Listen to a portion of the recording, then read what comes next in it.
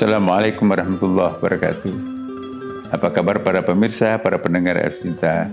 Hari ini kita mencoba untuk pulang ke rumah, lihat keluarga. Apakah keluarga kita keluarga mawaddah, sakinah, warahmah? Apakah keluarga kita stabil? Apakah keluarga kita normal? Apakah anak-anak kita adalah anak soleh atau soleha? Ya. Apakah diri kita seperti penanggung jawab rumah tangga yang baik? Apakah kita sudah menjadi kepala rumah tangga yang baik? Kalau kita sebagai ibu, apakah kita menjadi ibu rumah tangga yang baik? Apa yang kita persiapkan untuk menciptakan suatu madrasah paling utama untuk anak-anak kita, yaitu keluarga. Jika seseorang itu mampu menciptakan keluarga sakinah, mawaddah, warahmah, maka insya Allah akan lahir dari situ nanti anak-anak soleh. Anak-anak soleh itu adalah produk daripada keluarga sakinah. Madrasah yang paling pertama, tempat belajarnya anak-anak kita, keturunan kita itu adalah keluarga. Jika keluarga itu sakinah, mawaddah, warahmah, otomatis akan lahir anak-anak soleh. Tapi para pemirsa, para pendengar, mari kita secara jujur melihat wajah anak-anak kita sekarang. Apakah anak kita anak soleh? Apakah anak kita tidak membangkang, tidak membandel?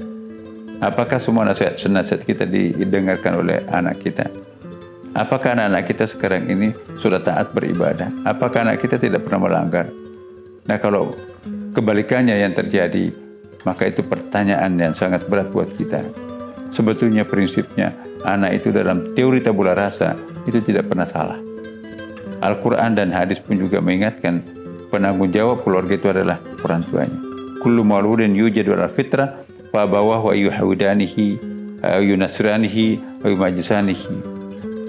Anak itu dilahirkan dalam keadaan suci bersih seperti kertas kosong.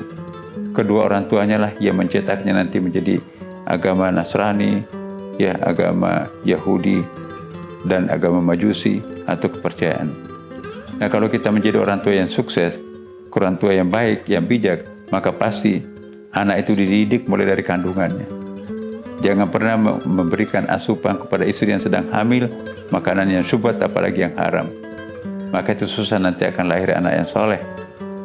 Jangan pernah memberikan anak-anak kita, bayi kita, anak-anak kita dari asupan-asupan yang haram. Bagaimana bisa menjadi anak soleh kalau setiap hari mengkonsumsi sesuatu yang terlarang? Kullu lahmin nabata min haramin fannaru aula bihi. Semua daging yang tumbuh dari badan ini dari yang haram hanya akan bisa dibersihkan oleh api neraka. Kalau anak kita juga ikut mengkonsumsi, dia anak itu tidak berdosa, tidak tahu apa-apa, tapi dia terkontaminasi dengan bawaan orang tuanya berasal dari sumber-sumber ekonomi yang tidak halal. Bagaimana bisa lahir anak soleh di tengah konsumsi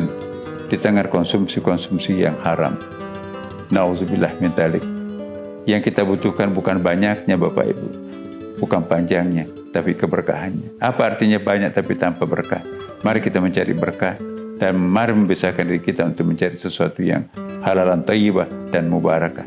Wassalamualaikum warahmatullahi wabarakatuh.